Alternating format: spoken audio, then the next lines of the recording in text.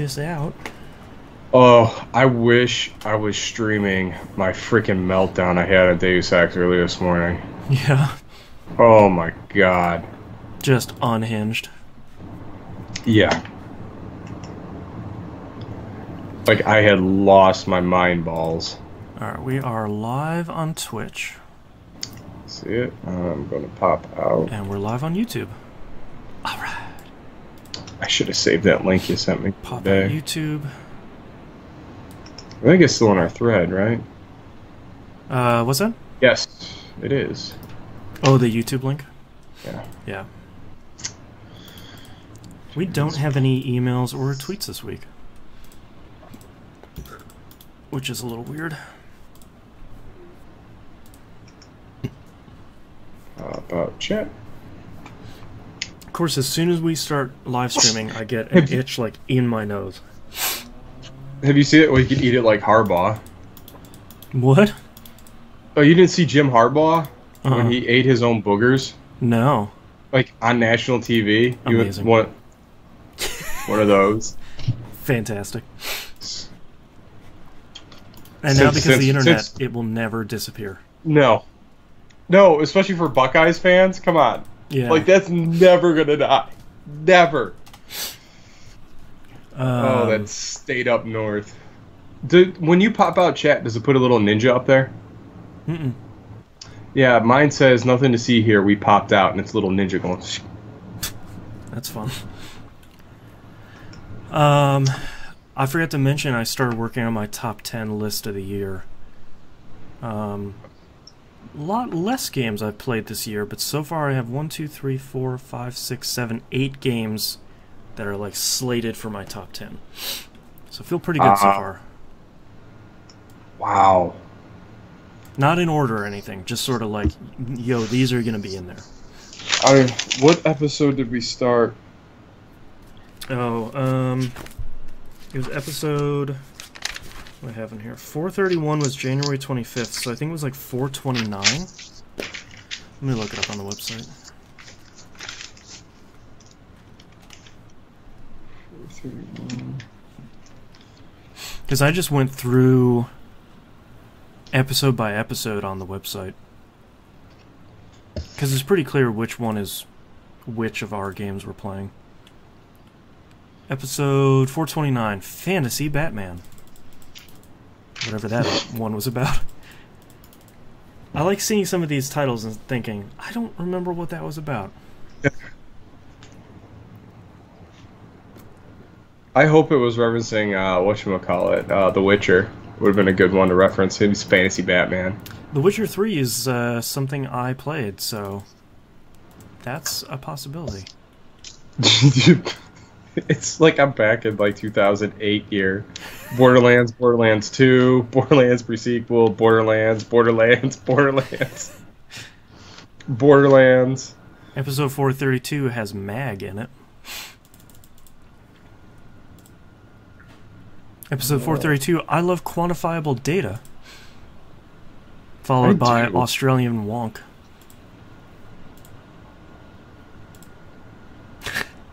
Episode 434, do kids care about Sonic?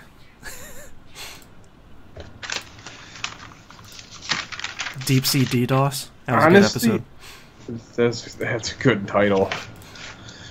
Alright, so... I mean, I would have to say the Hands of Jack collection is going to have to be up there. Well, that didn't come out this year. Yeah, but, I mean, I'm looking at it, so Quantum Break... I think I put that in honorable mentions, because it didn't come out this year, but... But, I mean, I legitimately played it, like, really early in the year. It came out in 2014. Portal. A lot of honorable mention stuff there. Like, I'm trying to... Part of what I'm trying to do is, like, catch up on older games.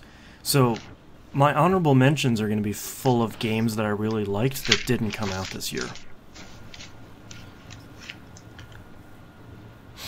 Like Witcher 3. Alright, that's a new one. There's Edge. Homefront.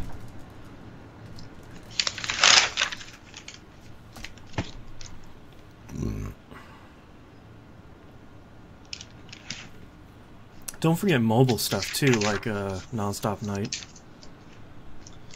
Yeah, well, okay, Nonstop, that'd be 4. What does that say? I think the great part too is like why I wanted to get started on it now is because we haven't hit the good season yet. Telltale Batman. Yeah. Alright, so, I mean, right now, like new games.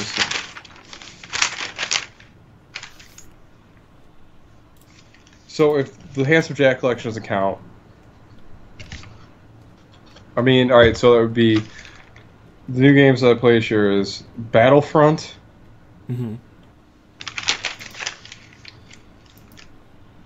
Homefront.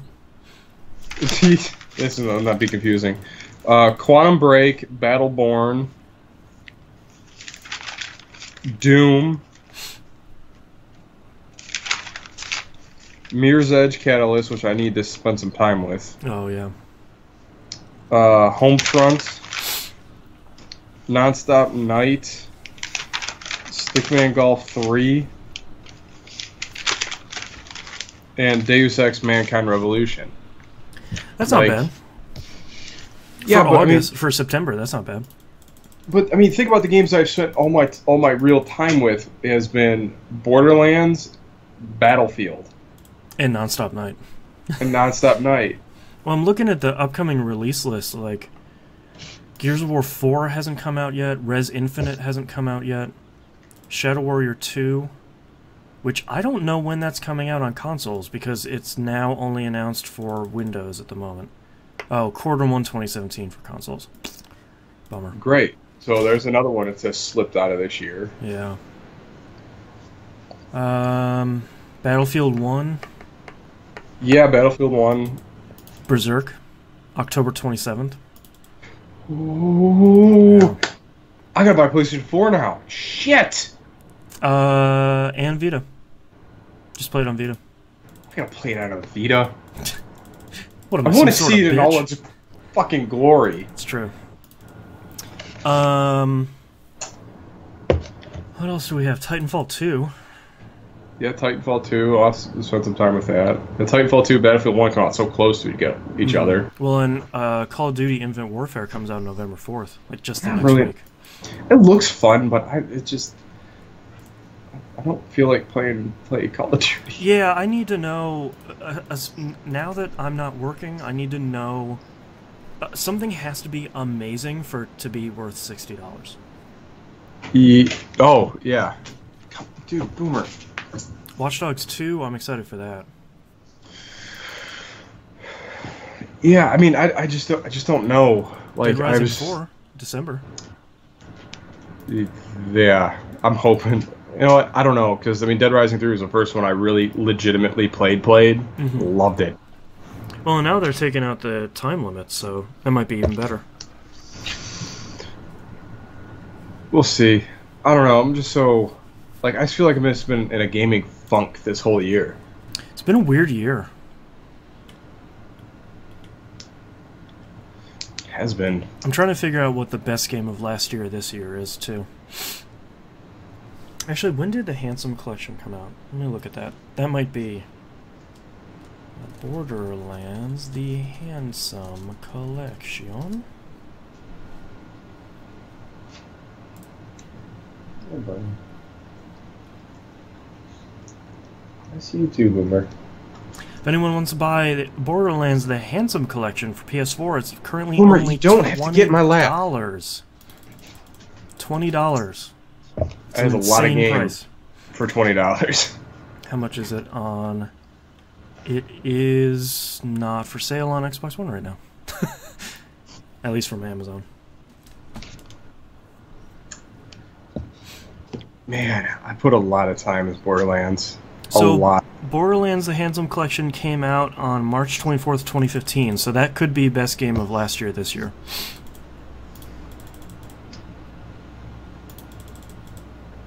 I don't know, I kind of feel like that's a cop-out. Like, I would have to say the pre-sequel would have to be the best game last year this year, not just the Handsome Jack collection.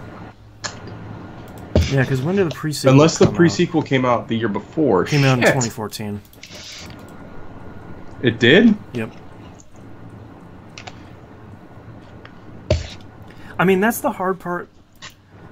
You know, like, I'm sort of two minds, because on one level, I don't care what we do with our top 10 list, because it's each person's top 10 list, as long as it's not like the best game of this year is Super Metroid. You know, like, that would be pushing it a little bit. Hey, Kostromol. I would say if we came to consensus, we could agree on that. Sure.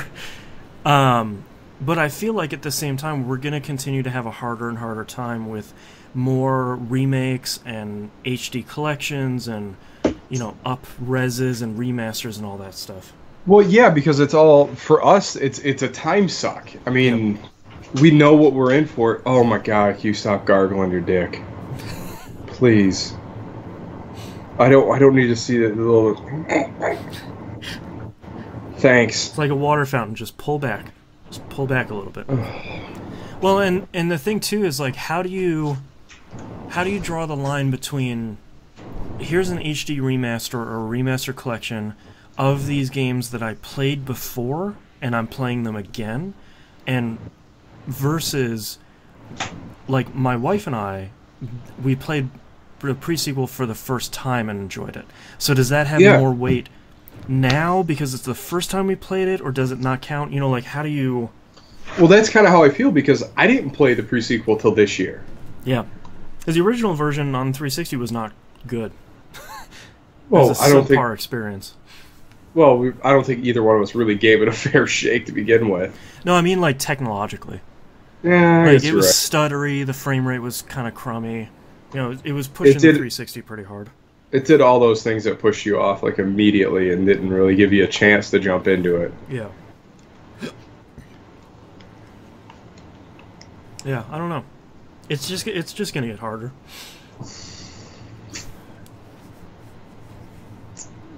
Yeah, I don't know. But at the same time, too, like, I don't want to come in and say, like, this game can't count because it came out late last year, you know. Well, I mean, I would say Quantum Break would count because it came out so late. Yeah. It didn't really get played until the calendar rolled over. Well, and we record the top 10 episodes so early, too. Like, we're recording it in the beginning of December. Mm-hmm. So a lot of November games even get missed. So there's some leeway there.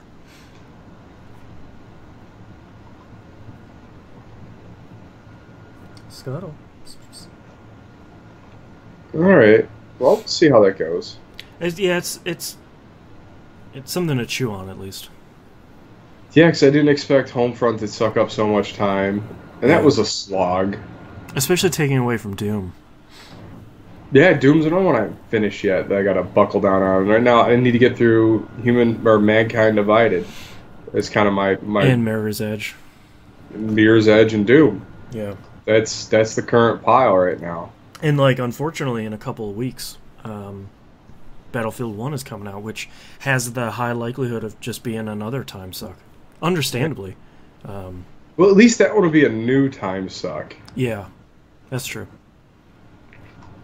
And that's kind of what I'm looking for, is more of something familiar but new. Well, like, the great part about a lot of those online games is you can just deep dive into it, and you're gonna see something new and different each and every match. Right. Holy crap. Alright, you ready to kick this thing off before either one of us passes out? Mm-hmm. Alright, starting in 3, 2, 1.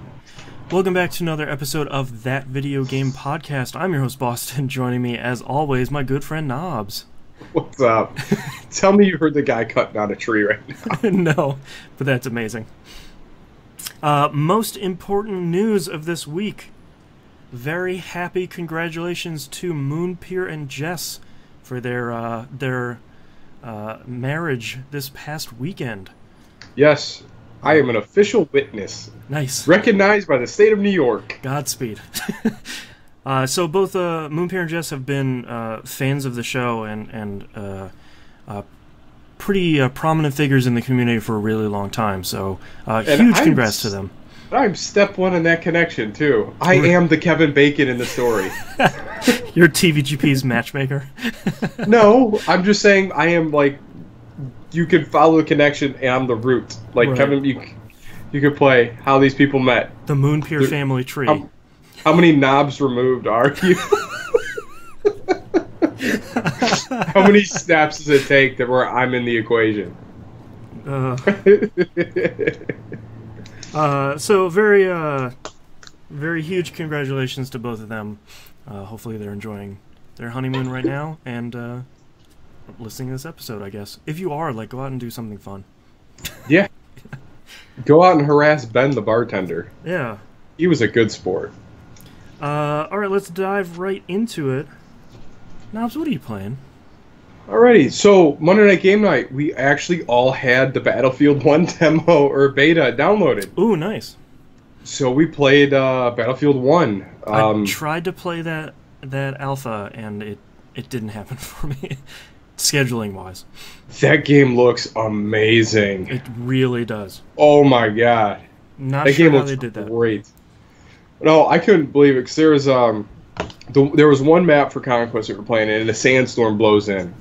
And you literally can't see anything, and it is That's cool. it's a really good granular effect with the actual sand and stuff the way it's blowing over the rocks. I mean, the terrain, the rendering on the terrain looks unbelievable. This what engine are they using? Is that Frostbite 3? Yeah, and that's the same one that Star Wars Battlefront was, right? Yes. Yeah. And that game looked really good. That's a good engine. Yeah, so I was playing around in that, first couple missions, I'm kind of just jumping in vehicles, see what's going on. That train is a force to be reckoned with. There's the Conquest map, there is one train that's literally a rolling force that just goes back and forth across the map. And it's got like 4 or 5 cannons, some anti-personnel things going on. I don't even know how you would combat this thing, because you literally can camp in that train for the entire match and then be under zero threat. Wow. I jumped into a few people's planes and whatnot, and flying in a biplane and the back seat is kind of crazy. Yeah. What are you knocking around down there? Dog just exploded down there. Come on, get up. Get, Dip. Come on. Go on, get. Come on. I know it's delicious, but you gotta stop licking it. Come on. Alright. Anyway. Deviants. Yeah, you sycophants. What was I talking about? Battlefield 1. Yeah, alright, so Battlefield 1 not only does it look amazing, but like I was flying in the back of this one plane. And I don't know how you could possibly shoot anybody in this at all, other than a plane coming from behind. Like dogfighting is the only way. Because it's kind of cool. It has like a V wedge that you can shoot through the plane down at the ground, and you're just taking random pot shots at people. Like there's no chance you're hitting anything from there. But yeah, I remember I got skewered by someone's sword as this one guy was running around on horseback, just flailing away. Like, it was awesome.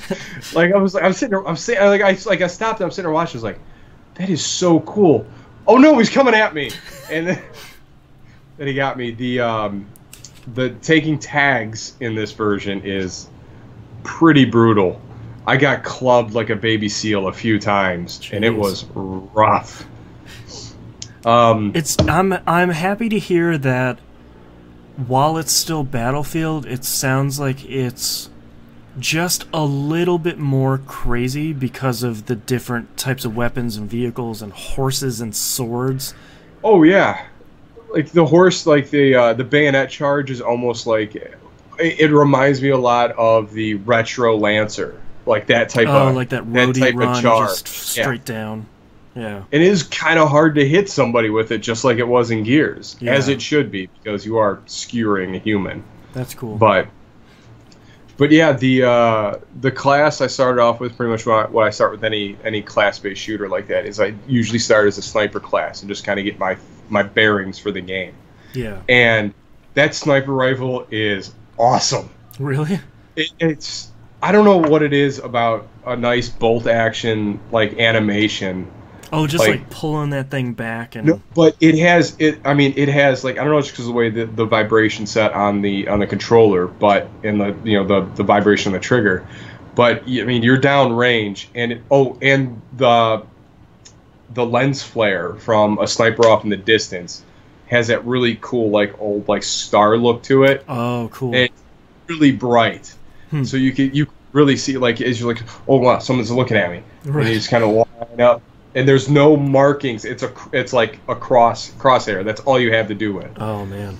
So there's none of those extra trajectory lines and other ways to line up a shot. So you're kind of doing it all by feel. Wow. And man, that bullet travels quick. Oh, it's almost as soon as it's like boom, and it's hitting something. And I always forget about the zoom out, and it has that little. And that shell just goes ding. Yeah. That brass sound is so good. I always forget about the rumble triggers on the Xbox One controller until like something makes use of it, and you're like, ooh, hello. It literally has like the way it's timed has like a really good jarring feel to it. Yeah. And yeah, just firing off rounds in that game is nice. Man. Oh. And there is so many different places you can get up into. The maps feel a little more vertical. Oh, nice. They're 100% destructible. Awesome. I mean, buildings are just getting busted up. I mean, nothing's left standing in a few of these maps that we were in. I'm really happy to hear that it is a good experience and a good game in the way that Hardline, was it? Yeah. That Hardline never really... Hardline never seemed to come together. It had all the parts, but it never gelled. And it sounds like Battlefield 1 has the core Battlefield experience, and then they put a bunch of crazy stuff around it in the time period, and then just kind of kept it Battlefield. Yeah, I mean, Hardline felt...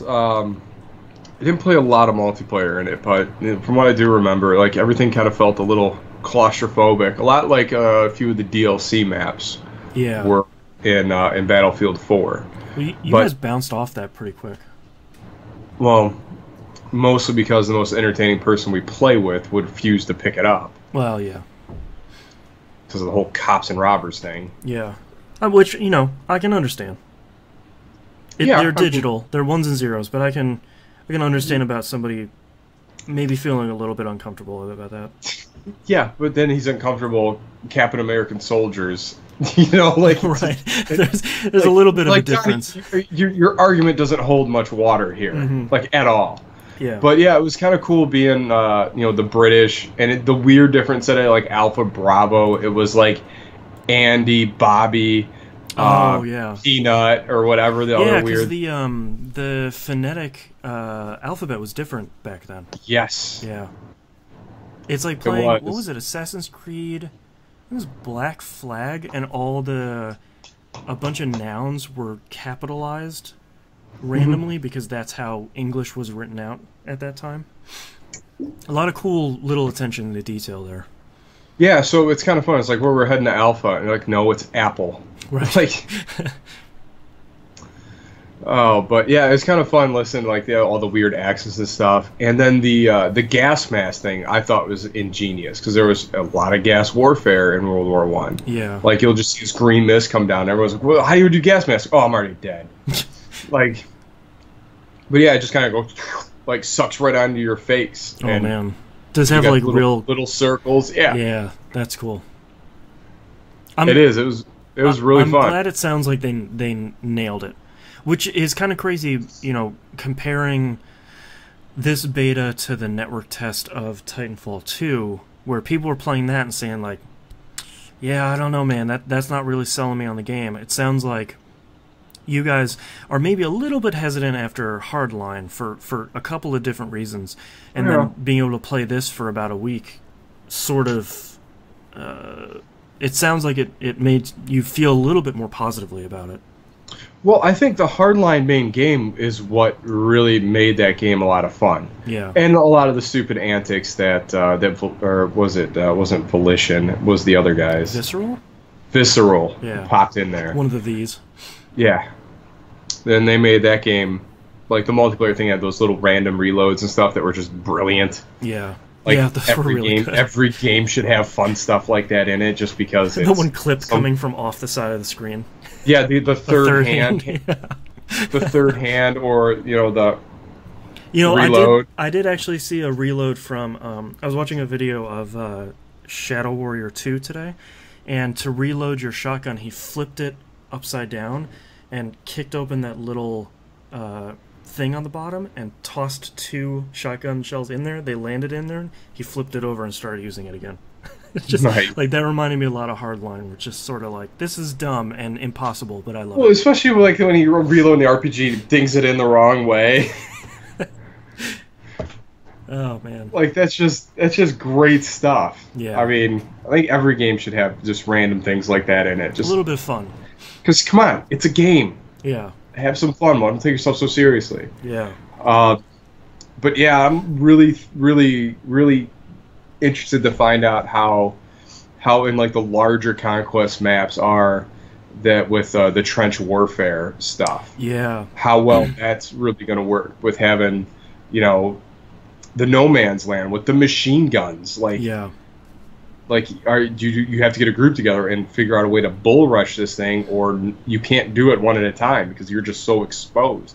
Yeah, I don't know if I've seen any gameplay from that stuff yet, but that's a good point. That's going to be interesting.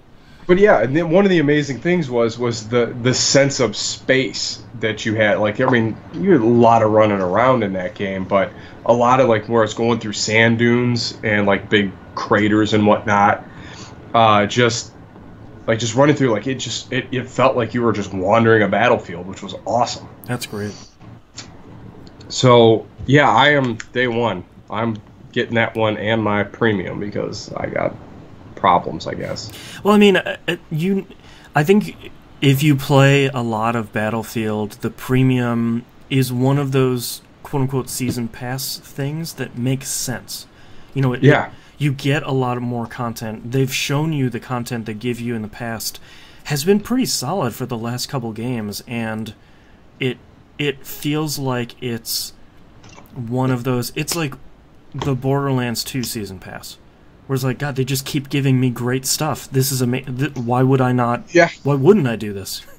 Yeah, like, it's... Like, yeah, I want that content because I know at some point I'm going to be playing that, so I'm wholly okay picking up both of those season passes just to have the opportunity to play that stuff again. Yeah, and that's historically not an attitude we've taken where it's just like, yeah, bring this season pass in, why not? It's usually like, I don't really care about much of that content. Well, I mean, and that's also very developer specific too. Yeah. Like, I don't think DICE has ever welched on what value they're going to give you in the long run, just like Take-Two or Gearbox doesn't either. Right. Like, these guys are going to continually try and make this game better. Even Gearbox is doing that with Battleborn. As much as Battleborn just landed pretty poorly, they're sticking to their DLC and they're coming out with characters and all sorts of stuff. Yeah, I gotta pop that back in. I need some people to play Battleborn with. Hit up JKnob33. Yes. Xbox One. Yep, shoot me a message. Anytime, any place. I'm your hype man. Yeah, if I'm online, yeah. No problem. Or, you know what, send me a message. I got that app on my phone. I'll get it. Oh, there you go. Then pretty much is a really busy week. It's been Stickman golf and Nonstop night. A lot. I think at one point I had like 5 games rolling. Jeez.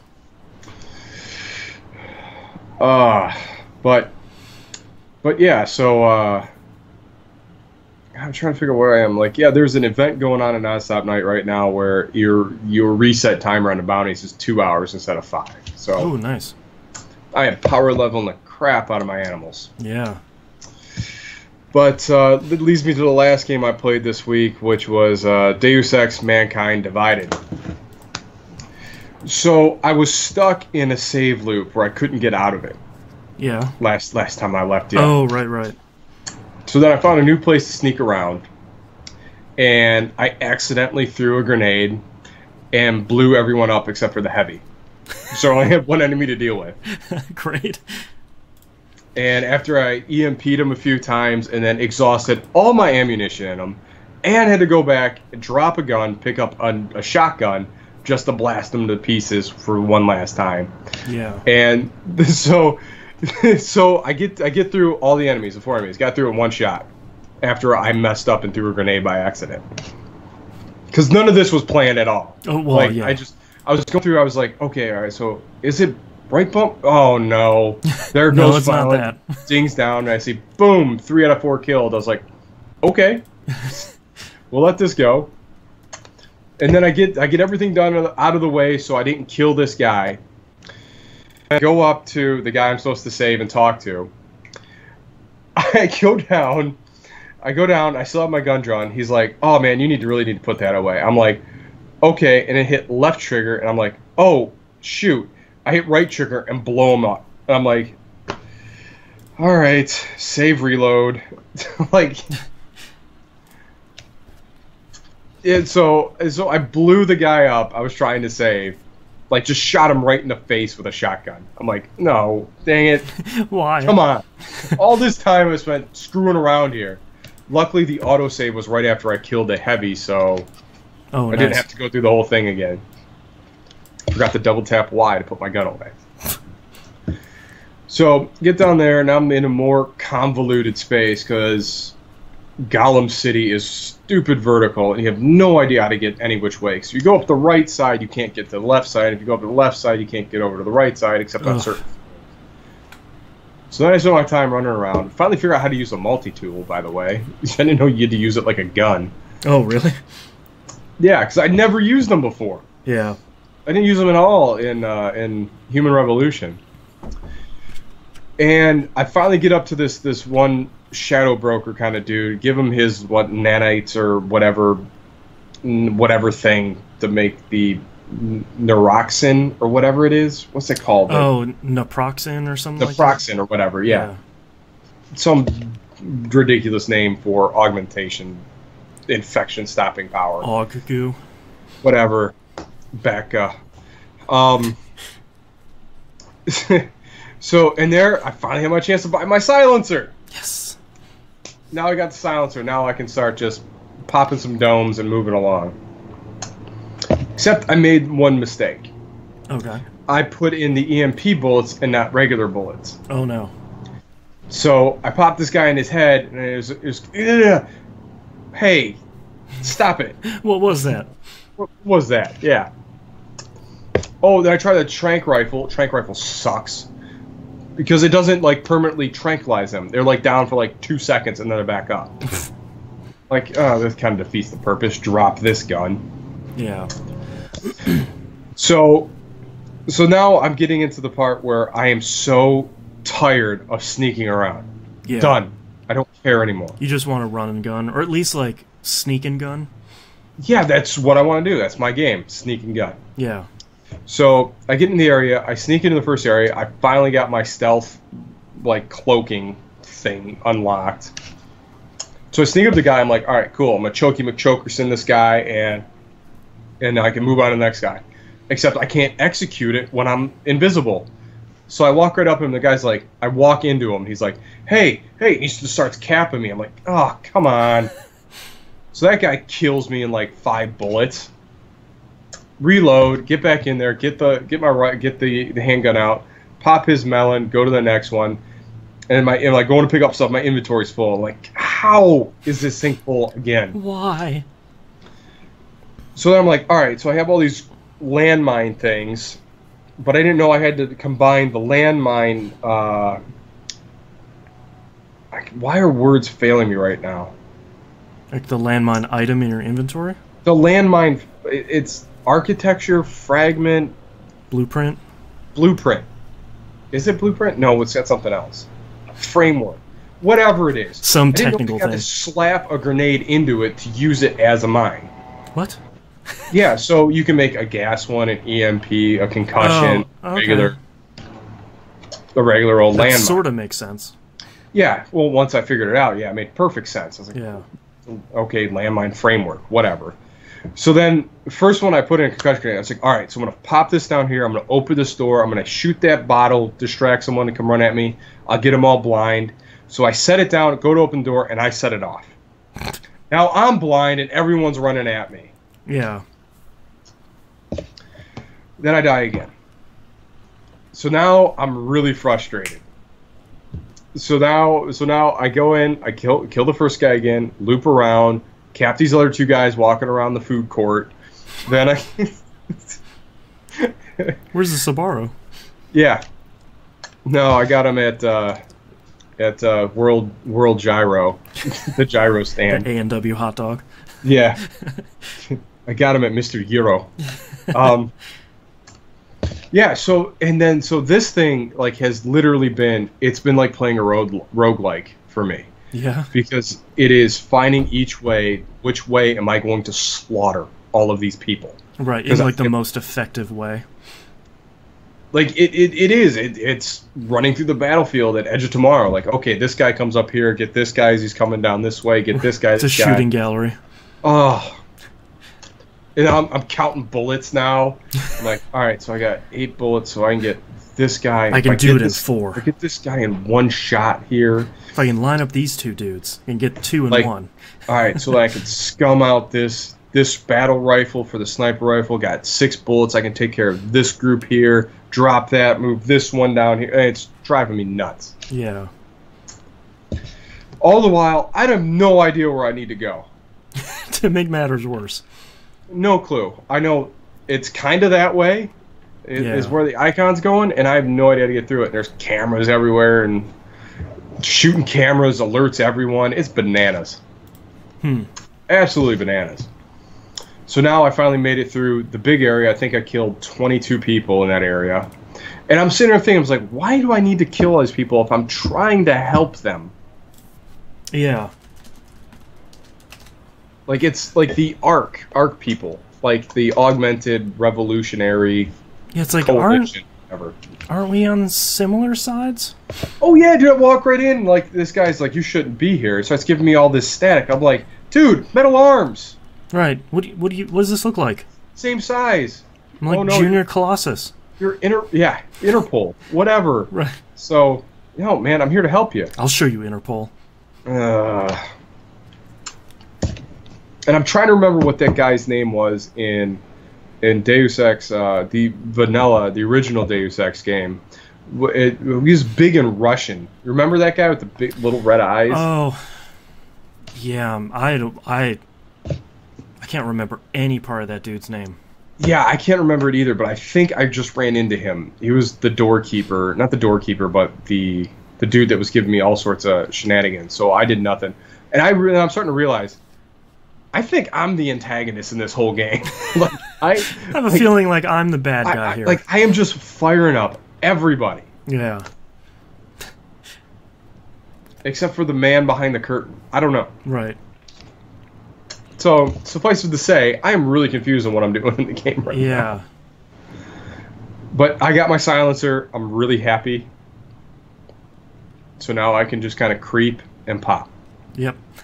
Creep and pop. That's all you want to do in this world. All I want to do in this game is just kind of creep around, headshot. Creep around, headshot. Yeah. Because I feel like they take so much damage on top of anything else.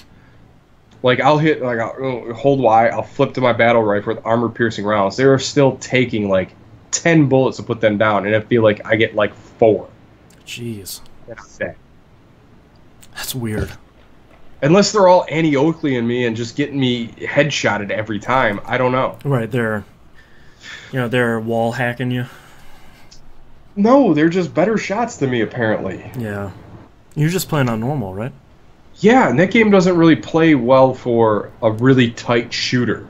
Yeah. Like, the controls are really sensitive and kind of floaty. But, I don't know, still hacking away computers, reading people's emails. Yeah, breaking in apartments. Yeah, punching through walls, just doing my thing. My thing. Oh, not done. Jensen. Whatever. But, So that's kind of where I am Yeah. this week. What'd you get? I am now done with Destiny's Year 2 Moments of Triumph. Finally. Hey! I ordered my t-shirt. It is on the way. For those that didn't know, when you finished Year 2 Moments of Triumph, you could get a you got a coupon code to go buy a t-shirt in the store. It's like, without the coupon code, it's like $800,000, and it knocks off all but like $25 when you get the coupon code. I know some people would be like, oh, so you just get the chance to buy all the proceeds go to the Bungie Foundation, which helps sick kids, so shut up. So I've got that on the way, and it has my gamer tag on the sleeve, which I like a lot because I'm weird. Nice. It's personalized. Yeah, I kind of like it. And it looks cool. It has the sign on the front of the book in game for Year 2, and it has the emblems for each one of the challenges on the back. So it's very much like, this is what you did in Year 2. And that's cool. I mean, I would play that for a t-shirt. yeah, and it's cool because like you only had a certain amount of time to get it, and to do it you had to do basically everything that's available in Year 2. And some of the stuff is legitimately pretty hard.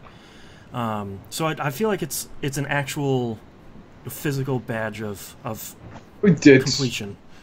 It's better than an achievement. It's better than a skin. Yeah, yeah, and I hope they do something like that for Year 3, because I think that's pretty cool. And in game, you got 2 shaders and you got 2 emblems. The more you do, the better and cooler stuff you get. So by the time you finish the book, you get a really cool looking emblem. I mostly got it done with 2 runs this past week. I kind of got into our first run. It was like 11 a.m. one day, and I go in and there's a bunch of us, and I say, hey guys, I really just need the challenge for the raid this week. Does anyone else need it? And everyone else is like, no, I haven't done the raid before. And I was like, what? Wait, you have to mark that in the listing. So none of you have done this raid before? And they're like, no, why? I'm like, oh god. Which is fine, but like, with the website, the100.io that I've talked about in the past, there's a check mark that says beginner's welcome. And it's very much like, look, if you haven't done this stuff, or you want more coaching, or you just kind of aren't exactly sure that you can just hammer this thing out, check this, and a bunch of people will join that are beginners, but the assumption at this point is that you're going to go do that challenge. So this is kind of the opposite. We made it through one boss in about 2 hours, and at that point I kind of ran out of time. So thankfully Gogs from the community was able to hop in and fill a 6th place when Steelers 420, this guy rage quit on the... oh, that makes sense. Yeah, it was... He wasn't winning. Well, Sorry. It was this thing where he's... Kill Browns. They were talking about some rather illicit stuff in the background, and like the rest of the group was pretty silent, and he's just back there talking about some not great stuff. And I was just like, okay, maybe that's not bad that you left. So yeah, Year 2 of Destiny's done right before, like a week before, Rise of Iron comes out, so I am looking forward to Rise of Iron quite a bit, but, you know, still not burnt out somehow. I'm not sure how that's working, but... That's amazing. Yeah. I really like Destiny. I just... Everything about it, especially now that Year 2 continues to get better and better. There was just a giant patch, 14 gigs, that came out, and it had a lot of weapon balances and class balances and stuff, and the game is, for the most part, in a better spot. They hit sniper rifles a little too hard, in my opinion, but nothing that's really going to kill the game. So, this past week, and I wonder if I reinstall that game, how much... I probably doubled the size of that game on the install. Probably. I think you'd go through probably about 30 gigs worth of patches at this point. That just sounds bananas. Yeah. I started the TVGP Game Club game for this month, the Saboteur. Ooh. How's that going? It's interesting. It's it sort of dumps you in the open world pretty quickly, and you go through a mission to like liberate this one little area. You actually go and you apologies if anyone can hear my dog whining in the background. She doesn't like being in a room that has a door halfway closed, and now she's complaining. So you go through, and what's really interesting is the art style is pretty neat. It very much looks like a 360 game, which is kind of interesting looking between something like the PS4 and the Xbox One and 360, where it looks good, but it's kind of all the edges are a little rough. It was really interesting. The game is primarily black and white, and your character and stuff like fire and brake lights on cars and objectives are in color. I remember it kind of had like that Sin City look to it. Yeah, but what I didn't know about it was when I liberated this one area, it was like a part of a zone, probably like 2 blocks wide. That area in the city turned to color. And now... Oh, that's kind of cool. Yeah, and like it was a very subtle thing where just kind of like they kind of turned up the color dial over a little bit. It just faded in. But now you can really easily tell, oh, this area is not Nazi occupied anymore, so this is a safer area. I really don't like the main character so far. I have a feeling that it's going to be this thing where he has a redemptive arc and he becomes a better person over the game, but he's kind of a super turd at the beginning of the game. So not really feeling that. But it seems good. I haven't gotten any guns yet. I probably played for about 2 hours. It starts with some open world stuff and then moves to a prelude in the German countryside like a couple months before that. And you go do this race and you're sort of bombing around town, and it seems pretty good. I think it's only about 10 hours, so I should still be able to sort of burn through it pretty quickly. But it seems like a good game. It seems like kind of the perfect game club game where it's good but not completely amazing. It's not, that year's must play game, but it has some good ideas. It has some cool stuff in it, so I'm interested in digging into that more. I saw that Picross 3D Round 2 came out for 3DS, and then saw it cost money. So I did what anybody did and put Picross into the iOS store and downloaded a game so I could play Picross on my phone. I downloaded, the one I found that I really liked is World's Biggest Picture Cross, which is very much, hey, it's Picross, but Nintendo or someone owns that copyright, so wink. It has, this seems like a really good version of Picross.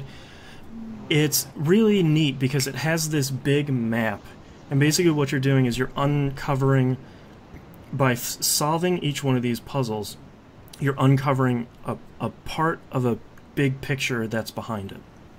And usually the picture the Picross puzzle you're solving is the thing you're uncovering in the background. So like if you uncover a chair, it's going to be a chair that's sitting next to a table in the picture in the background. I think the thing that I like the most about this is it gets out of your way. It has a good tutorial. If you've never played Picross before, it has a pretty good tutorial, and it just kind of lets you get into the game, and it color codes each puzzle by difficulty. So if it's light blue, it's easy, and going all the way up the color spectrum to red, and red is the hardest. And it's good. I'm probably, I think I'm like 39 puzzles completed out of 400, and the game's free. And I think I spent $1 to get rid of the ads, which is completely fine by me. So I'd recommend it. It's called World's Biggest Picture Cross. Seems pretty good. It's on iOS. I'm not sure if it's on Android. If it's not on Android, just put in Picross in the store and something will probably come up. And if you haven't played Picross before, it's really good. I would recommend it. And last but not least, I finished Ori and the Blind Forest. Oh, how did it end? I was really happy with how the story ended. I was really unhappy that there was one final escape sequence that was really trial and error. So, the hard part I have with Ori and the Blind Forest is, number one, if you haven't played a Metroidvania before, this is not your first one. If you like Metroidvanias, absolutely pick it up and try it. It's really good. I think the escape sequences are way too punishing for someone that hasn't played something of this subgenre before. If you haven't played a Metroidvania, play Symphony of the Night. Just have that be your starter. It's really good. But the rest of the game, except for the escape sequences, is great. It's beautiful. The music is great. The story is genuinely touching, which is not what I was expecting out of this game. Going into a Metroidvania. Usually it's, I ran into a boss. You're some horrible, undead creature. We gotta kill you, and then I'll pick up something after you're dead. The only bad part is those escape sequences, and I see why that was such a black mark on this game when it came out. They're so reliant, because they're all timed. There's always something coming at you or something chasing you, and it's all trial and error, and you only get if you do something wrong, you only get a split second to correct it, or you're gonna get killed. And when you complete it, it sometimes feels really great, because you're like, alright, I got the sequence down, I got it correct. But more often than not, you just sit back and you're like, oh, thank God that's over. It's the worst. I felt that way playing Limbo. Oh, yeah. Yeah, and it's sort of, some of the puzzles are pretty cool and some of the sequences are pretty cool. It's just, I felt too punished, and I felt like they were stretching the mechanics of the game like razor thin to having to do it as fast and as exactly as you needed to. I don't think it destroys the game. I don't think it wouldn't stop me from recommending it. It's just, you have to know they're there, and you have to know they're going to drive you crazy. And the really interesting thing that they did, and I believe they fixed it in the DLC, is when you go to the last area, this little thing that follows you around is like, hey, by the way, this is the point of no return. We won't be able to come back. And I was like, oh, sure, that's fine. So I go, and we go through, and I get the credits, and afterwards, I can't load that game anymore. Like, that was literally the end of the game. There's no, roll it back with all your skills? Nope. I believe they added that in the DLC, which I think the DLC is like $5 at most. And it fixes a lot of those little issues through the game. But I thought that was really funny, where I can't even select that save slot anymore. It just says, I completed it in, it was 10 hours, 92%. You're done. Good job. So, yeah, I liked Ori and the Blind Forest. I think it probably would have been on my top 10. I think it came out last year. Probably would have been on my top 10 that year. But somewhere near the bottom, because I think without those escape sequences, or with them slightly improved, I think it would have been a way better game. But it's kind of hard, because it would have been a very similar Metroidvania to a lot of them. Which isn't a bad thing, but at least there's something a little bit different about it. Sort of for better or for worse. Alright, I gotta go. That's all I've been playing, and I have to go address this complaining dog, so let's take a break. Alright. Hey, come here. Come here. You're not deaf. Your ears are giant. Come here. Come here. Don't act like I hit you. I've never hit you. Lay down. It's all in your inflection, Boston. What's that? It's all in your inflection. Lay down. Do you need to go potty? Okay. I will be right back. Someone needs to go potty. Come on.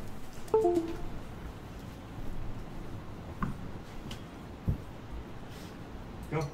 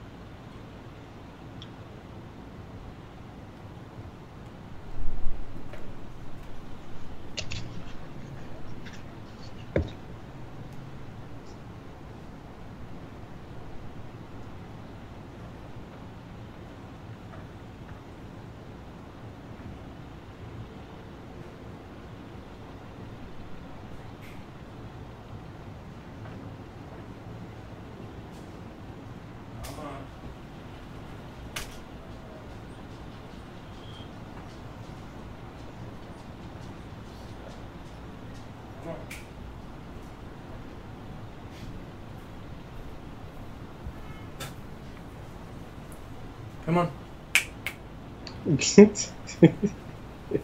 Hey, go lay down. Go lay down. Thank you. Oh, hello. Oh, what's up? Wow, they're really pushing this game. Which one? Dungeon Rush. Dungeon Rush. What a title. Download free. I keep checking out these games that look cool. Like, especially these puzzle games that look cool in these advertisements. And the thing that drives me so crazy about so many of these puzzle games is I'll touch my finger to the screen and the puzzle piece will jump to right above my finger, and then it won't, like, my finger doesn't control the puzzle piece directly. Like, it's not underneath my finger. It's always just above. Oh, yeah. So I feel like I never really have control of it? Yeah, like, I don't feel like I'm dragging a piece around. I feel like I'm just pushing it somewhere. It's really weird.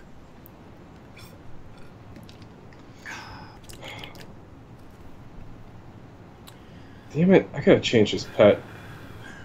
This All right, dog's I just am ready too to much of a tank. start whenever you are.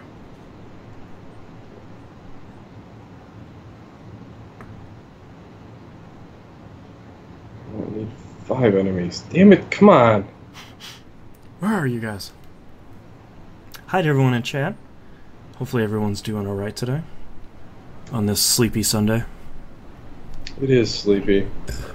Excuse me. I'm not getting credit for any of these multi-kills because this dog is just rolling everybody. He's too good at his job. He is, man. I'm switching you out for the dragon.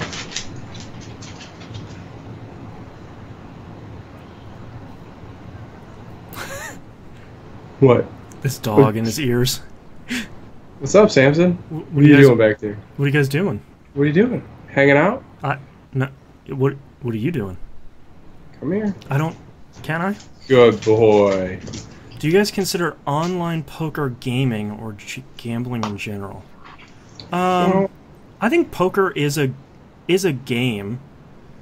Like probably one of the oldest games. Boomer, stop it. I think for a lot of them it can be gambling.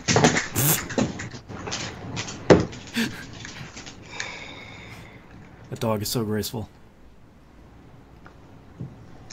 I see you, Bubbies. What are you doing? I think online poker is a really interesting game. I would consider it a game. I think it can be. I don't know how online poker gambling works in 2016. I feel like you see a lot less of those ads than you used to. Yeah, because I think that cracked down on those significantly. Yeah, probably a good idea. Let's see, let's go. Up next are those daily fantasy league websites, I bet. Oh, they've already been cracking on those. Oh, really?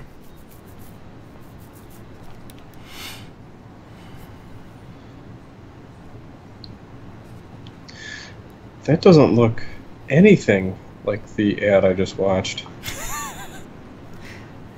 That's always my favorite part of like those Mobile Strike ads, where it shows like planes coming in and cars blowing up, and then it's like an RTS, but barely. It's tower defense. Oh, is it tower defense? Yeah. Which is fine. Tower defense games are fun. Which is fine. They don't make it look cool with Arnold in it. Yeah. I guess I ran into a wall. Wow. Get out of here. Oh, boy. Okay, hold on, I probably should open show notes. Okay. How about those casino games on consoles with fake money?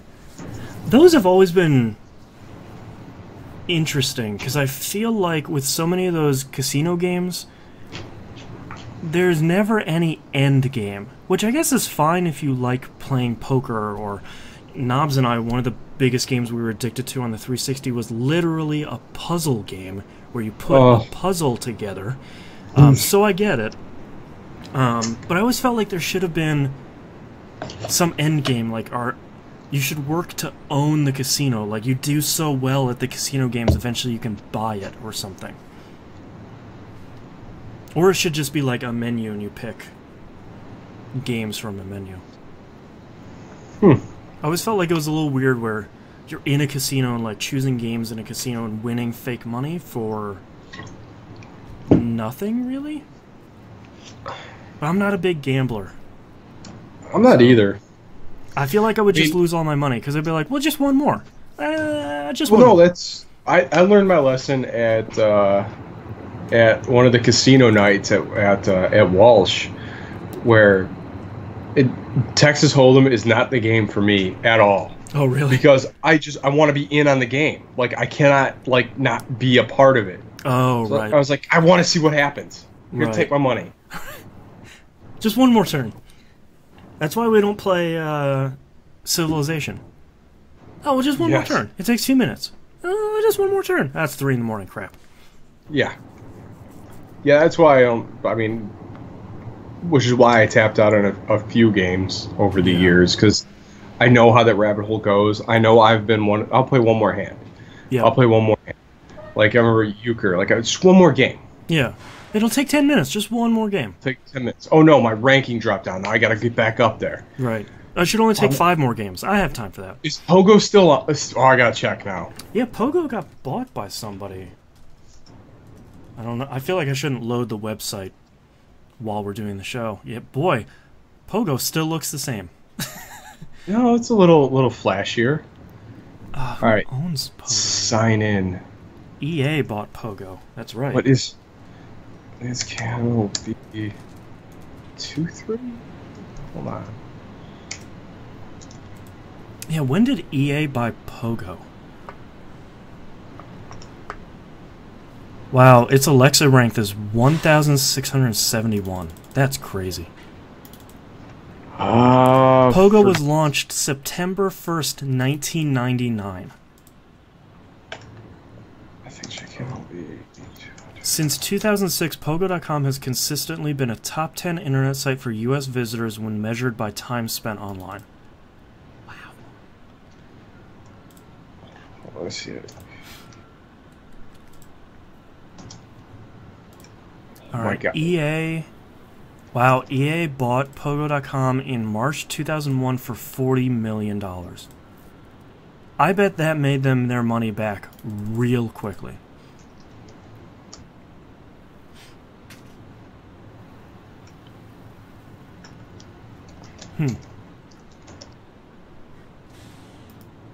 That's pretty crazy. All right, hold on. I'm gonna leave the Pogo Wikipedia page. God, my recovery address for this is AOL.com. If you want to know exactly how old Pogo is, yeah, as of 10 days ago, Pogo was 17, celebrated its 17th birthday. God, that's crazy.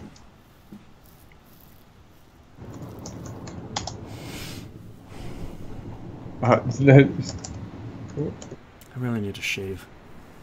Floofy I'm I getting. don't remember my... Oh my gosh.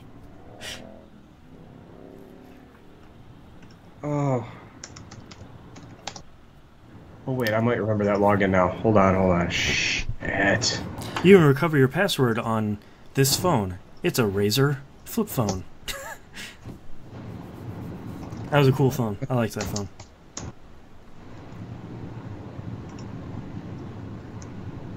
Oh, alright. Let's go here. I think we're also seeing in person what Knobs' addictive personality will do.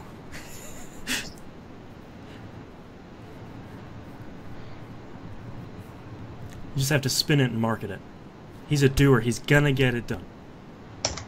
No matter what. Shit. I'm gonna pull the plug on you pretty soon.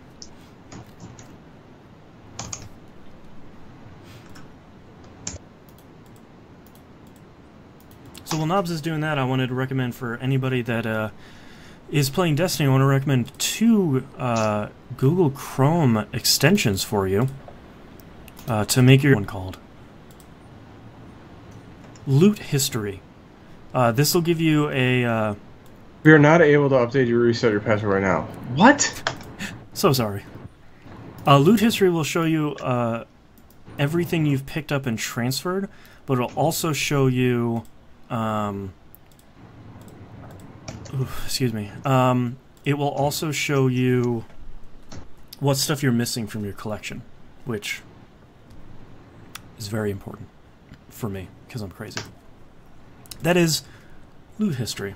Go find both of them in the Chrome Web Store. Alright, Knobs, you ready to kick this thing? Wait. Our cat died? What? Not the one you're thinking. It's not David Arquette. The weird one. No. Oh. Hold on, I'm in this rabbit hole now.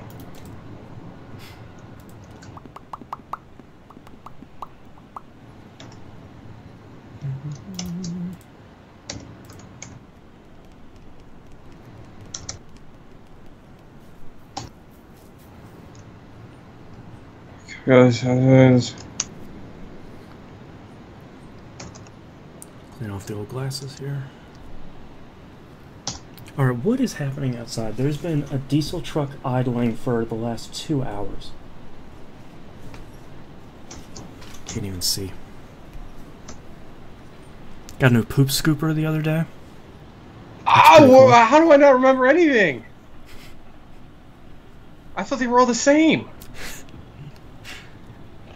Alright. Think. Close those tabs. Close them up.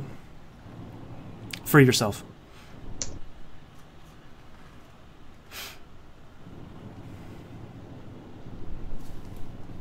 What audio code? What? Okay, that is S4ZSFY. Oh, eat a bag. Alright, I'm out. Alright. Let's get this started. Sorry. Oh my god, that's gonna drive me nuts. That's all I'm gonna think about now. It's what you're gonna do right after we get done with this. I know it. And then you'll get in and be like, yeah, it's still Pogo. See you later.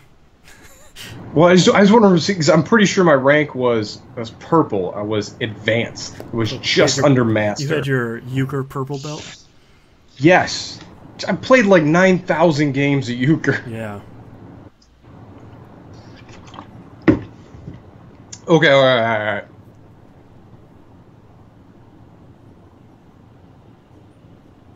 What could it possibly be?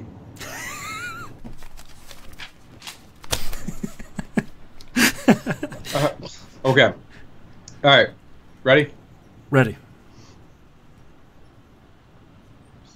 Lock it down. Okay. Alright. Alright, ready in 3, 2, 1. Welcome back, everybody. We got releases this week for September 12th, 2016. The BioShock collection for the PlayStation 4, Xbox One, and PC. You know, if you've never played any of the BioShock games, as long as this collection runs well, all three of them are really good. For different reasons, but yeah. I would recommend all three BioShock games are really solid. Yeah, I am really considering doing this too. Yeah. That one. And Dead Rising, Dead Rising 2, and Dead Rising Triple Pack for PlayStation 4 and Xbox One. This is the first time Dead Rising is out on PC. Dead Rising 1 also out on PC, and I think this is the first time it is. Dead Rising 1 is really great. Dead Rising 2 is pretty good. Dead Rising 3 is awesome. Yeah, and the Triple Pack, which does not include Dead Rising 3, is a pretty good value. So. But how is it a triple pack? It's Dead Rising 1, 2, and Off the Record. Oh, okay. Yeah. Because I think you can get... With Frank West. Yeah, I think you can get 3 digitally on the Xbox One, so there's no real reason to put it in there. Alrighty. Hey, NHL 17 for the PlayStation 4 and Xbox One. Dumping those old consoles. Man, I've been kind of jonesing to play a hockey game for a long time, and I hope this one's a good one. I feel like Last year's was pretty good. Like, they had smoothed out all the issues. Last year's was... I heard last year's was bad. Oh, really? Oh, am I thinking of 15? I don't know. It was 15, the one that came with NHL 94 in it. I think that's the one that was really good. Everyone had a lot of fun with. Right. Pac-Man Championship Edition 2 for PlayStation. It's supposed to be PC, my bad. The original PC, PlayStation. PlayStation 4 and Xbox One. I want this to be good. I really hope they didn't do too much to that core formula. Because the core Pac-Man CE is perfect. CE DX is even better. But yeah. Just don't do too much to it. It's kind of hard not to do with a Pac-Man game, though. Yeah. It's like Tetris, where it's like, oh, what if we did this? And it's like, that's just too much. Yes. I could take neon colors, but no, not that. Right. Not your globules. Like, there's just too much. Yeah. Recore for PC and Xbox One. Boy, Recore is not looking good. This is... I wanted to really get excited about this. After Mighty Number 9, there was a little bit of trepidation. And after the videos of the last couple days, I don't think there's anything they could do to this to make me excited to play it. I was really hoping for kind of a world-based, like, Portal-esque style game. Yeah. And this doesn't seem like it at all. Have you seen the videos? I've seen a few of them. So I think the thing to me that... So what it looked like from E3 videos was, it looked like it was a puzzle platformer with, like, those different animals, like the different robot animals. Yeah. And it looked almost like it was going to be a Ratchet and Clank type game. There's some fighting, there's some platforming, there's puzzling. What it looked like it turned into was, number one, it's on the Unity engine. A lot of games are, and they perform fine. This looks like a stereotypical Unity game, unfortunately. It looks stiff. Like, the animations are stiff, the fighting looks really... There's no impact to shooting enemies.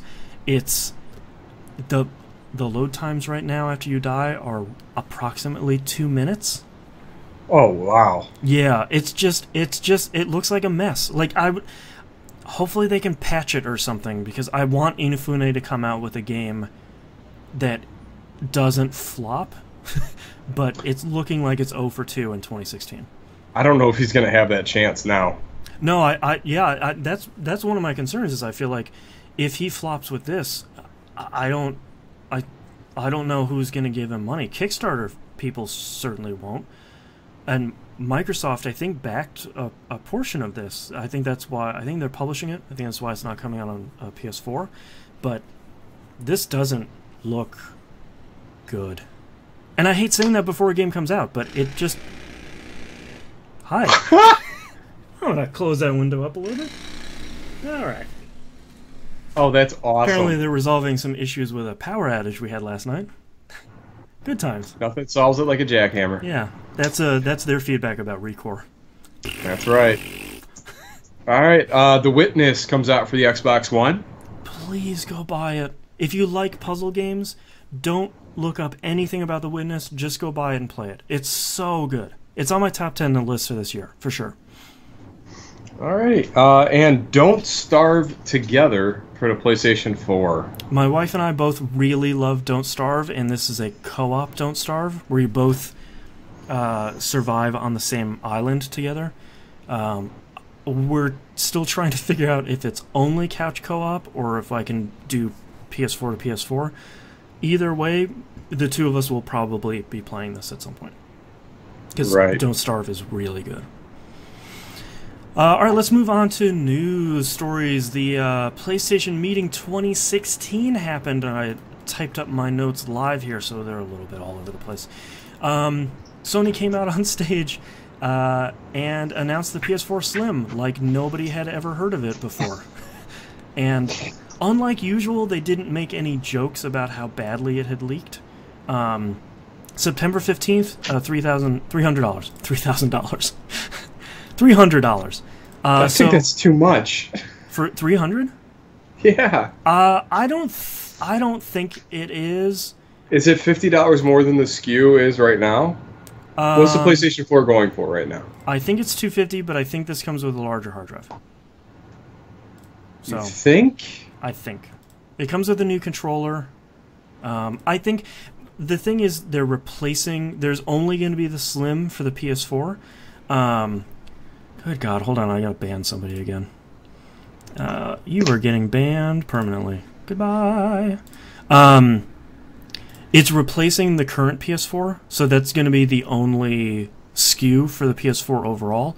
So I feel like if you don't want to pay $300, I understand, and that's fine. The current PS4 is still really good.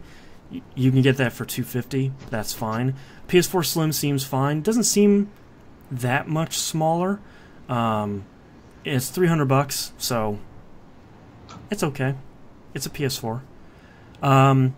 They also announced the Neo, which is now going as the PS4 Pro, which I actually think is a good name. My initial knee-jerk was sort of like, well, that's dumb. It looks like an Adobe product. But I feel like for John Q. Street Fighter fan, that very clearly is like, look, this is the reason why it makes a lot more sense than the 360s, where it's like, here's the 360, here's the arcade. That didn't make a lot of sense. So people are just buying the cheap one and sort of getting screwed for it. I feel like this is a lot clearer, where this is the PS4. If you just want a PS4, buy the PlayStation 4. If you want something a little bit better, so Sony says, buy the Pro. And I think that makes those SKUs a lot clearer. It probably could have been a better name, I guess, but it's certainly not the worst thing that I've ever seen. This will live alongside the current PS4, they're saying, so you have two SKUs at the same time. Supports 4K and HDR. If you have a PS4 right now, there's a firmware update coming out this week that will have your current PS4 support HDR as well. So if you have a TV that supports HDR, you'll be able to turn it on pretty soon, which is great. They brought Mark Cerny on stage for Mark Cerny's ASMR bedtime stories. Has the chillest voice talking about teraflops. The basic specs, they doubled the speed of the GPU, they boosted the CPU clock rate, 1 terabyte hard drive by default, which they made a big deal out of, and they shouldn't have because that's not that impressive. And all existing games will play on the Pro. So it's still a PS4. They then started talking about forward compatibility, which is a term I kind of hate and applaud them for having the gall to use. It's basically some of your older games will get a patch to leverage the improvements of the PS4 Pro. One of the games they showed off that looked really good was actually Shadows of Mordor. Really? Yeah, which was kind of surprising because that game is old enough that I thought they'd be like, never mind, you can just leave that back there. But I don't believe it's 4K, but better texture quality. It looks like it's a little bit smoother, better shadows, some good HDR stuff. They showed Paragon off. They did like a side-by-side comparison. Paragon looks way better. Some volumetric lighting, some better shadows, some fog, some of that stuff. So I think they also showed off that zombie biker game, Days Gone? Days Past? Whichever one. Really cool lighting stuff when they tossed a Molotov cocktail. It's all stuff that looks really good if you care about graphics, I think. And I think that's one of the reasons why I was happy about them calling it the Pro. Because if you don't really care about 4K and HDR and all this stuff, the regular PlayStation 4 is going to be fine. Impetulant Freak in chat says, PlayStation Pro is just so underwhelming compared, though, to quoted specs of Scorpio. I think that's the interesting thing. So PS Pro is going to be launching November 10th of this year for $400, which is the perfect price for them to come out with. Anything higher than that would have been crazy. And I'm genuinely surprised it's coming out in 2 months. I think the thing that the ball is really in Microsoft's court now, and they're marketing really aggressively and passive aggressively at the moment. The ball is really in their court to do better than the Pro. And the Pro seems fine. As someone who really likes his PS4, I'm not going to be running out to get the Pro day one unless like it does some crazy things for Destiny, let's be honest. But yeah, there you go, Destiny with volumetric lighting. Man, that'd be good. Also, Sony came out and said that those shaders are going to look extra sharp. Yeah. Sony also came out and said that frame rates cannot be different between pro games and non-pro games in multiplayer, which is good. Right. Because you don't want, like, oh, you can't even compete if you don't have the Pro. So, Impetulant Freak is... I think they're on the right path, that Microsoft really has an opportunity now. Sony handed them the keys to victory if they can take it and... hold on, I gotta ban someone else. They can really take these keys and run with it if they want to, because Sony is showing their cards really early and is saying, well, here's our specs and here's our stuff, and it's out now, way before, Microsoft, I think, was talking about Scorpio coming out the latter half of next year.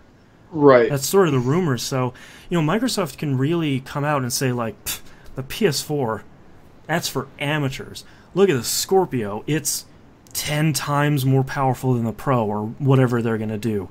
So why are they going to elite? It's going to be the Elite Pro now? That'd be great. They'll just call it the Xbox 6. Yeah. So I great, think, now you get to call it the 6 box. Yeah. Great. I think that's going to be the really interesting thing for Microsoft, is how are they going to take advantage of this opportunity? Well, right now, price point alone, they'll be able to crush them because they have almost a full year to let hardware come down. Well, and also the Xbox One S supports HDR already. So for, I think, the same price as the PS4 Pro, $400, you can get an Xbox One S with a 2 terabyte hard drive in it. And probably it comes with like a game or two, I bet. That seems like a pretty good value. So it's going to be interesting to see. And the only thing that I'm worried about, I understand. So Sony didn't really show any VR stuff. They never said, here's the Pro and here's the VR headset next to it. Because I think... Wasn't that the one thing that was pushing this along, to do VR without having an extra piece of hardware? I think they didn't... If I was at Sony, I wouldn't have wanted to show it, because I didn't want to make it seem like you had to get the Pro to get the VR experience. Because you can still do it on the old, the standard vanilla PS4. And I think there's already enough marketing confusion at the moment about, here's a PS4 and here's the Pro. I don't think they want to say, here's the one to get VR on. So this is it. We're in the age of the intermediate console. And I think, that's what I was just going to say, I think that's the thing I'm worried about. I don't mind if they come out with an intermediate console. Why did they do this? How did they get us to buy hardware like this again? Well, and the thing that I'm really worried about is when the Scorpio comes out, another year after that, the Pro 2 comes out, because it has better specs than the Scorpio, and we're in this horrible arms race. Like, that's my worst nightmare, is we're getting into this arms race where it's like, okay, now I have the Scorpio S, and it's got 2 teraflops better than the Pro S, and their stuff sucks. Do they realize we only have so much space under our TVs? Well, also, like, I don't have... I sort of splurged to buy both consoles, and I probably won't get the PS4 Pro unless it makes a lot of the games that I'm looking forward to markedly better. I don't have a 4K TV, so it doesn't make a huge difference to me right now. That's also the other thing that I have in my head, too. It's like, now do I have to upgrade my input device again? Well, and the great part about the Pro that I don't think they sold well enough was, you get the improvements on a 1080p TV if you don't have a 4K. You're going to get better texture quality. You're going to get better you're going to get smoother frame rates, you're going to get better quality games, but you won't get 4K until you get a 4K TV whenever. We don't care when you do it. You can buy a Sony Bravia. Coach Jamal in chat says smartphone world. I mean, that's, to me, that I don't like slippery slope fallacies, but that certainly, you know, it's the entrance to the cave, and you can see where we've been before with smartphones, where it's every 2 years a new smartphone's coming out, and it's $600, and you know, Best Buy's subsidizing plan for consoles never really took off, unfortunately for them right now. But I hope we don't see a new console every 3 years. Especially if they're going to be small, incremental improvements like this. Right. Because that doesn't... I don't think that really works for anyone. Nobody wins in that instance except for Sony. Or people that are super early adopters that already have 4K TVs, that support HDR, and they have a bandwidth to stream 4K TV shows on Netflix. You know, they have the full setup. Well, here's an entire possibility. Sure. I have that flat screen downstairs, or that flat screen in the living room. Mm-hmm. I can get an 80-inch one that matches it. That's 4K. I just need to buy another wall mount. No big deal. But I mean, I don't know. I think the PS4 Pro, it looks cool. It sounds like it has some good improvements. If you're an early adopter for 4K, $400 for console is probably a no-brainer because your TV was probably a couple grand. And I feel like if we get to the point in a couple of years and 4K TVs are way cheaper and, you know, HDR is more prevalent across the TVs, maybe the PS4 Pro at $300 makes a lot more sense. You know, my PS4 is getting a little old. I bought it on launch. Maybe I want a bigger one with a bigger hard drive, but I can't really be bothered to unscrew one screw to, you know, replace a hard drive or whatever. I could see it. I don't like it. But the other thing they showed off too was, for some reason, EA came out to show off Mass Effect Andromeda gameplay. Yeah, I saw that too. Yeah, a bunch of jetpack business. Really not a great example of Mass Effect gameplay. The cutscene stuff looked really good. So, man, that Frostbite engine is hot. But I think the other problem too, I don't want to stretch this out too long, but I think the other problem too is Sony can't show 4K content to you at all. Like, so for me, none of my laptops support 4K. I don't have 4K monitors and I don't have 4K TVs. So I can't see 4K. They released all these 4K quality trailers. I can't see them at 4K. So, and a lot of other people can't either. So that's going to be a hard selling point unless you like go to Best Buy and they have a 4K TV hooked up to a PS Pro and you get to sort of see it side by side. It's going to be a hard selling point for a lot of people because it's not like when we moved from VHS to DVD or like standard def to high def where you look at it and you're like, oh, yes, that's better. Right, you know, yeah. You could, on your current TV, you could see a VHS tape looked way worse. A DVD actually looks pretty good. All right, I could buy that. So, well, it's same thing like Blu-ray. Like even like up-res DVDs look great there for a while. Yep. Until the screen size destroyed that resolution. Right, and then at that point you pop into Blu-ray and you're like, oh yes, that looks pretty good. Oh, great! Now it's progressive scan. Now I can see where the light's coming from. Everything looks like a soap opera. Right. Yeah, turn that stuff off on your TVs, people. Yeah. Yeah. All right, let's keep moving on here. Some sad news about PlayStation 4 and some surprising honesty from a developer's standpoint. The PS4 versions of Fallout 4 and Skyrim won't support mods.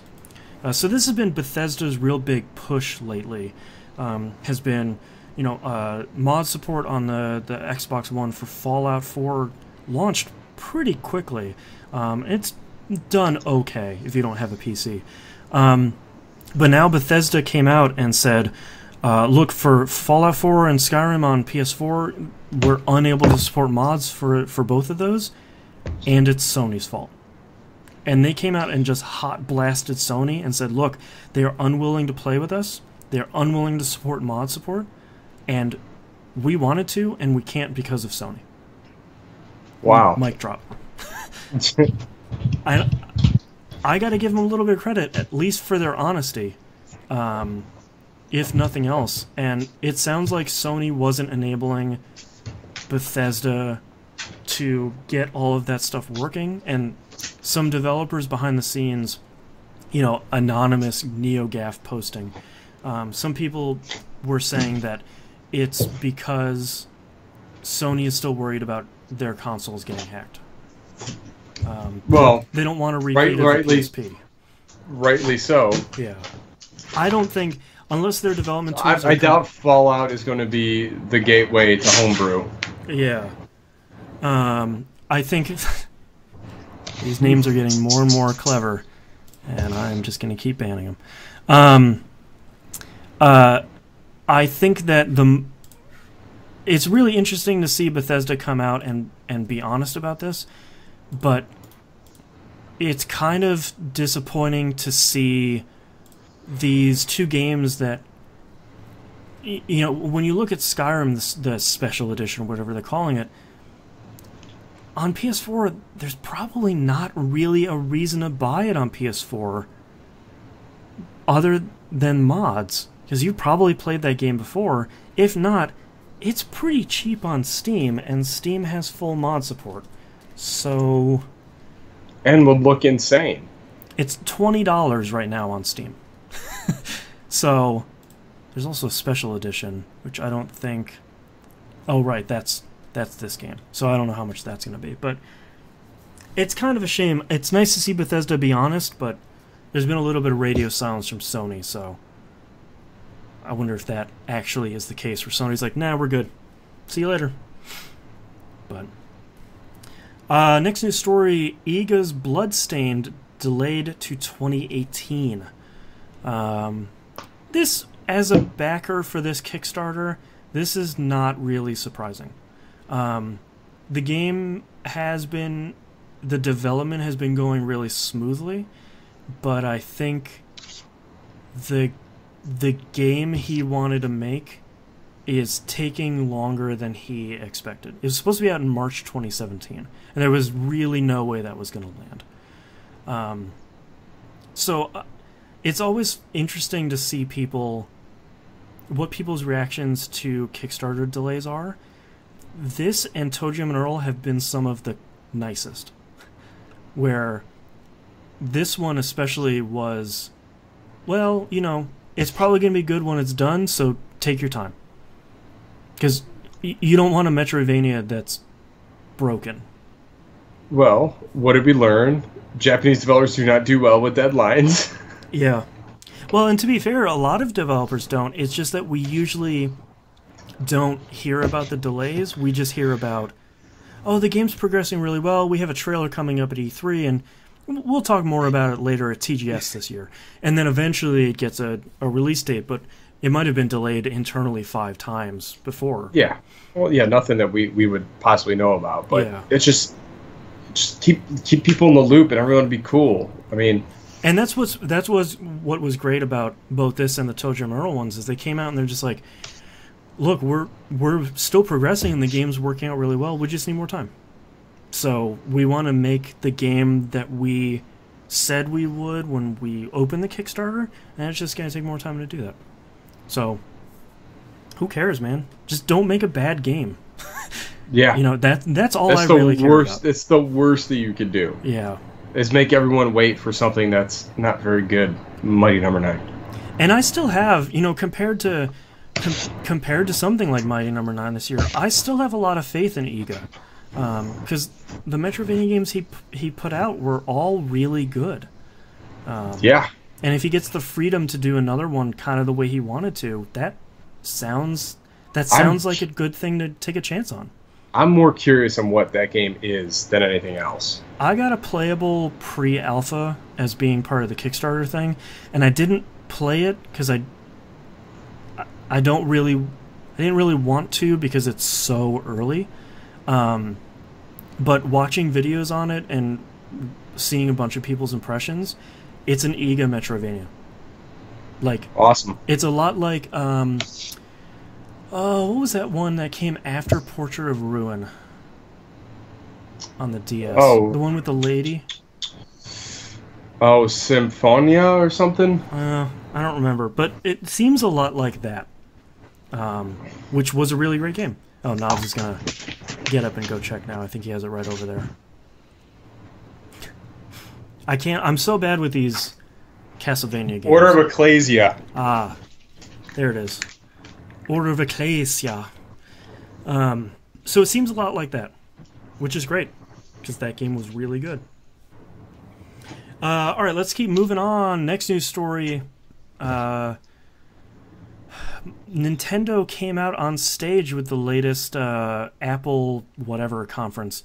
Actually, Miyamoto came out to announce Super Mario Run, which at first glance sure seemed like a Super Mario Endless Runner. Apparently it's not, which probably could have used a different name then.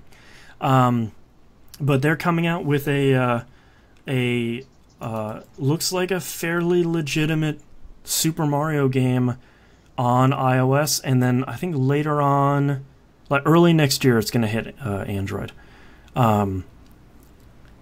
We've been following for a little bit Nintendo saying, yeah, we're totally doing smartphones, and then coming out with like Miitomo and stuff, and they didn't even put out Pokemon Go. It's interesting to see them finally come out and say, no, really, we're doing smartphones. Here's a Mario smartphone game. Here's a Mario platformer on your phone. So, and as expected, their stock jumped 25%. So, oh, of course. Good for Nintendo. I'm really curious to see what this is. Because if you can make a good Mario platformer on a phone that has really good bite-sized levels, I could see myself playing that. That could be pretty good. As long as each level isn't too long. Coaster Mall has, so what is it? In Nintendo and Apple fashion, we don't know. It looks like a Mario platformer on your phone. But it's not an endless runner, as people are strangely defensive about. Because you name a game Super Mario Run, I think it's an endless runner, which is fine. But people are saying, no, he went backwards. No. He went backwards. Did you see it? No. No, I didn't. But either way, it sounds fun. So, our next news story, something that's unfun. Interplay. Which is a publisher Interplay? that I have not heard the name of in a while. They are selling off the majority of its video game assets and intellectual property. The rights to almost 70 franchises and dozens of characters. Oh, can we buy Stone Keep? Probably. I think it's up for sale. They're selling everything from Earthworm Jim to Descent to MDK, everything that it seems like every video game IP that they have ever developed or published is up for sale. For the love of everything good, no one make a VR Descent game, please. Thank you. Everyone's knee-jerk reaction was, please make a VR Descent. No, that's a vomit machine. Playing it in 2D was a vomit machine. That's a torture device. Unless you slow that game way down. And then it's not Descent. Oh my gosh, I could not imagine. I mean, oh. What a nightmare. So, I'm really curious to see who scoops this up. Pro tip for anyone buying Earthworm Jim, don't make another one. There was only one good Earthworm Jim, and that was the first one. That's all that needed to be made. Don't let anyone tell you the second one was good. It wasn't. Make another Booger Man. Do that. Yeah, sure, go crazy. Didn't somebody try and kickstart another Booger Man? Yeah, that failed. That was a failed Kickstarter. Shockingly. Yeah, so I'm kind of curious to see who picks up stuff from this and who who can kind of revitalize some of those franchises, because I bet some of those in there are still pretty good. Not Earthworm Jim, though. Don't do that. Don't be bad. No, Do man, they Interplay have was Clay? hot there for a while. Do they have What? Clay Fighter? No, I don't think that was Clayfire. Clayfire was an in-house Nintendo thing. No, that was 100% not in Nintendo. Let's look it up here. It was only on Nintendo consoles, though. No, it came out on Genesis. That was the one that had the fart machine on it, like the smell-o-vision. Remember that? No. It had like the Clay Fighter, and it had like the scent cartridge. I know that was a thing. I don't doubt you. Don't look at me like I'm crazy. I don't doubt you. I just don't remember it. Yes, Interplay published that. Visual Concepts made it. Oh, Ringler Studios made the Genesis version. Amazing. What is I thought they did. I thought the Interplay did what, FX Fighters or something. There was some crazy fighting game that they made. I'll look it up. Products: Baldur's Gate, Battle Chess. Make another Battle Chess. Battle Chess is so good. Oh, hold on. I gotta be right back. Hold on, I'll be right. I don't know I where saw Knobs. something awesome. I don't know where Knobs is going. His dogs are going with him too. So what else do we have here? MDK. MDK was Coaster Mall chat says I could see MDK coming back. Probably. I think you could make that into a cool like puzzle platformer game. I could see that. Stonekeep, Planescape Torment. That'd be interesting to see who gets that. Icewind Dale, Descent, Clay Fighter. Yeah, interesting. List of Interplay games. Let's look here. Wow, they put out a ton of games. Put out Alone in the Dark. I'm really just waiting for Knobs to come back, and I don't feel like editing this part out. So, if you were ever wondering what a show would be like where it's just me reading Wikipedia pages, really. Buzz Aldrin's Race into Space on the DOS. I think Icewind Dale and Baldur's Gate are already taken by the company redoing them. From the Bastion of Truth Wikipedia, it says they're pending sale. That might have been before this sale, though. So I believe that was Musum in chat, by the way. I believe you're right. I think they were already in talks with Interplay to purchase them before, if I remember correctly. They put out Carmageddon. That's good. Clayfire 63 and a third. Also, we have all the Descent games. Dragon Dice, Earthworm Jim, all 5 of those. They put out the Fallout games, but someone else bought those. Bethesda, I believe. Oh man, Giant Citizen Kabuto. I wonder if that's for sale. Where did Knobs go? I really don't want to edit this. Kingpin Life of Crime. Yipes. Legendary Wars T-Rex Rumble. Yipes. They put out Lost of... Oh, they published Lost Vikings. Interesting. Mario Teaches Typing. There you go. Alright, let me write down this timestamp. At 1 hour and 40 minutes, Knobs disappears. Realms of Haunting Redneck Rampage. There you go. Knobs is back. Hey, they put out Loaded and Reloaded. Look at that, SimCity Enhanced. Alright, so Knobs has returned. I don't need to edit this episode anymore. He's returned with... I knew I still had it. Interplay 97. What is that, a VHS tape? Yes! Coach Ball in chat says Wild 9. I forgot about that game. Okay, it has... Let's see, Starfleet Academy. Great.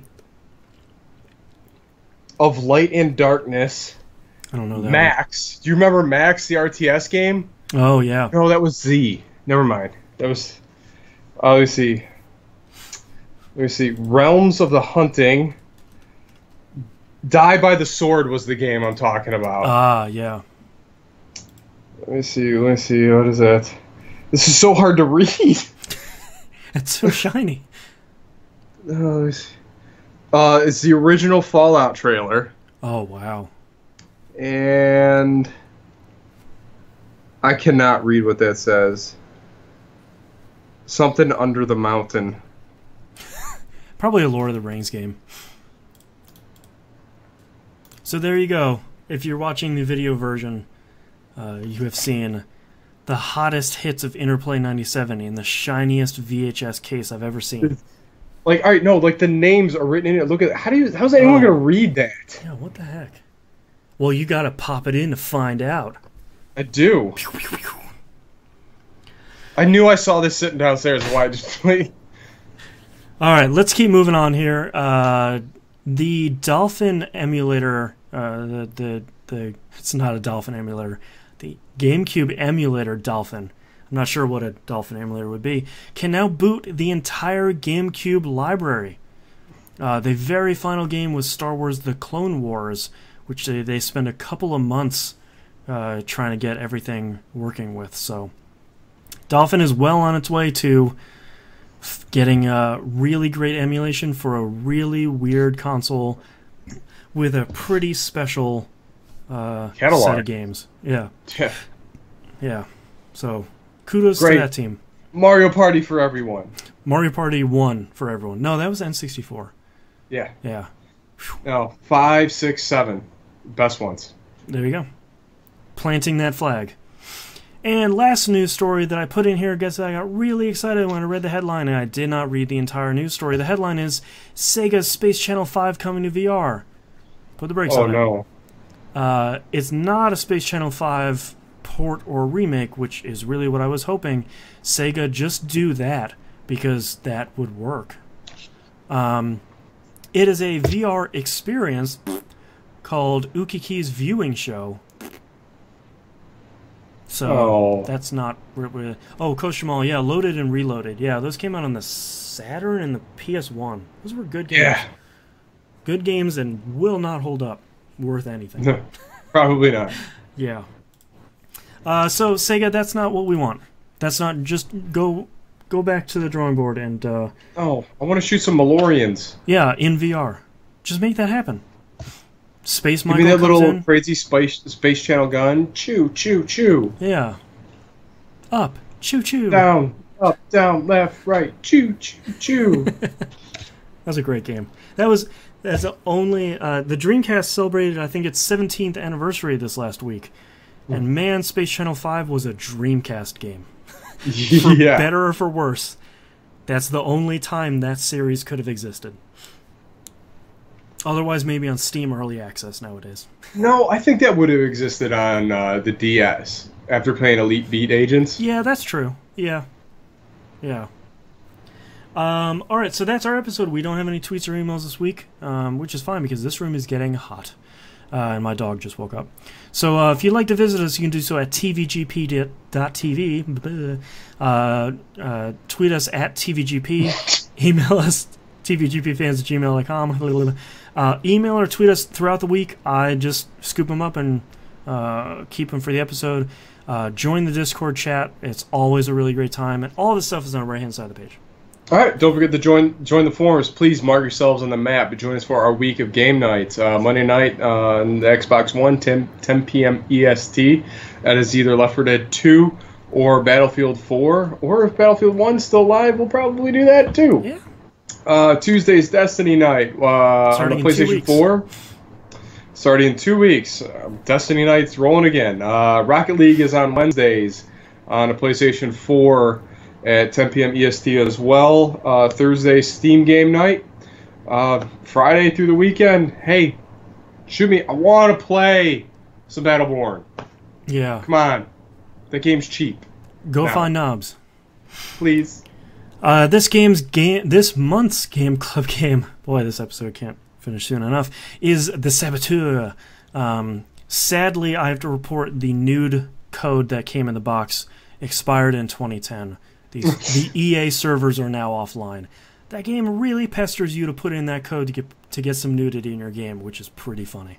So you should still have some time to pick that up at howlongtobeat.com. Just says it's an 11-hour game, so you got time. It's good. Still the summer drought. And don't forget to watch the show live, twitch.tv/E1M1 Network, and subscribe to us on YouTube. We're also live streaming there. Follow us on Twitch, and it will let you know when we go live. We'll see you all next week. Laters. 1, 2, 3, 7 titles this week. First segment was real hot banger. Coach Jamal says, "Sir titles, creative chat names." Yeah, creative is that is a new. That's definitely a new explanation for what TVGP stands for. All right, first one, and probably my favorite of this week. How many knobs removed are you? I just want to circle that one. I don't know if that works. I don't know. It was pretty good. Skewering human, which we probably won't do. Accidental grenade, which I like. Aug goo. Sneaking gun, Junior Colossus, and Creepin' Pop, which I like Creepin' Pop a lot. I like Creepin' Pop because that's how I play that game, dude. I circled Creepin' Pop. A creep and a pop domes. I really like How Many Knobs Removed Are You, but I'm not sure if that plays as a show title. No. That would go right in line with the creative names. Yeah. All right, starting in 3, 2, 1. This is That Video Game Podcast, episode 464 for September 12th, 2016. Creepin' Pop. Give me the juice. All right, thank you so much, everyone, for watching. We got a bunch of people watching on both YouTube and Twitch again this week. So I hope we see you next week. And thank you very much, everyone, for chatting in chat. And I love all of you. Chatting in chat. Chatting in chat. Chat. We'll see you next week. Bye.